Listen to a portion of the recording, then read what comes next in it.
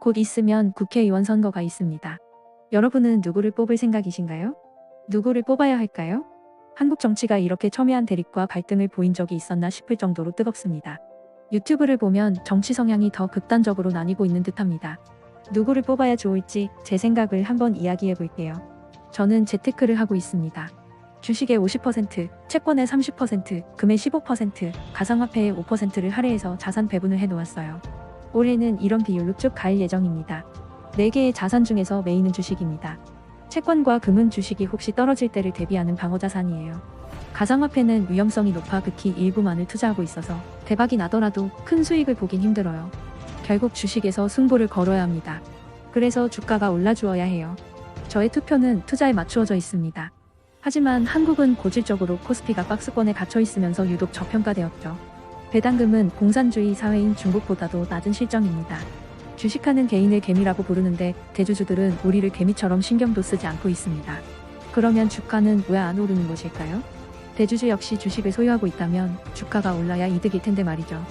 여러 원인이 있지만 대주주의 상속세 때문입니다. 주가가 오르면 상속세가 상승하기 때문에 대주주들은 주가 상승을 원하지 않아요.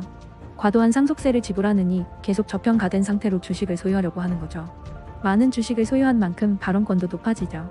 미국의 경우에는 주식이 너무 저평가되어 있으면 자사주를 매입합니다.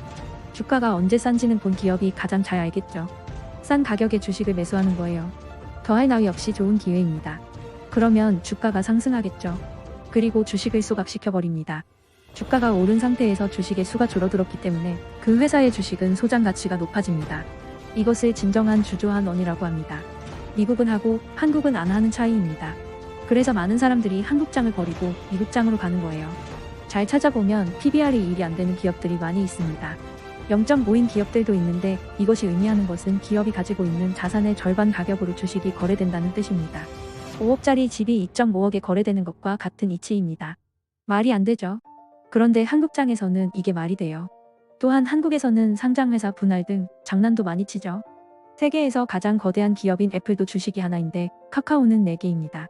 다행히 얼마 전 형편없이 저평가된 기업들을 관리한다고 발표하였습니다. 그래서인지 주가가 상승세입니다. 기업의 주가는 기업의 성장과 같은 길을 걷습니다.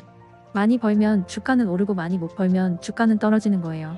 실제 실적과 주가가 아주 정확히 일치하지는 않지만 긴 시간으로 텀을 두고 보면 일치하죠. 우리나라는 기업의 성장과 수익에 비해서 낮은 주가를 형성하고 있어요. 어쨌든 기업은 성장을 해야 합니다. 성장을 하기 위해서는 사업을 확장해야 합니다. 당연히 기업을 규제하는 제도를 줄이고 법인세도 낮추어야 합니다. 그래서 기업이 더 활동적으로 움직여야 해요. 만약에 주가가 오르길 원하면서 법인세도 오르길 원하는 사람이 있다면 이는 모순에 해당합니다. 법인세를 올려서 빈부격차를 줄이고 가난한 사람을 도와주자는 선의가 나쁘진 않아요. 하지만 여러분들도 알다시피 정부가 하는 일은 손을 대는 것마다 망칩니다. 시장에 보이지 않는 손에 맡기는 것이 최선입니다.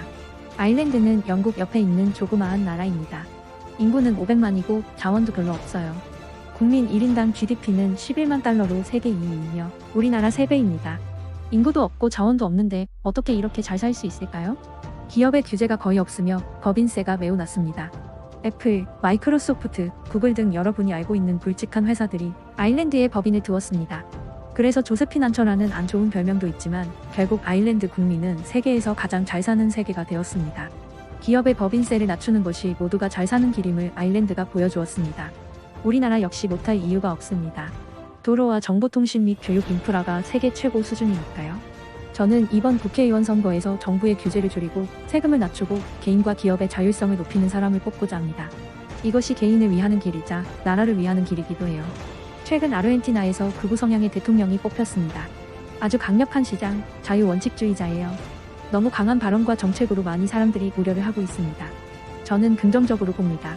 이번 아르헨티나 선거가 매우 성공적이었다고 생각하며 앞으로 아르헨티나는 그늘에서 벗어나 날개를 달고 성장할 것이라고 생각합니다.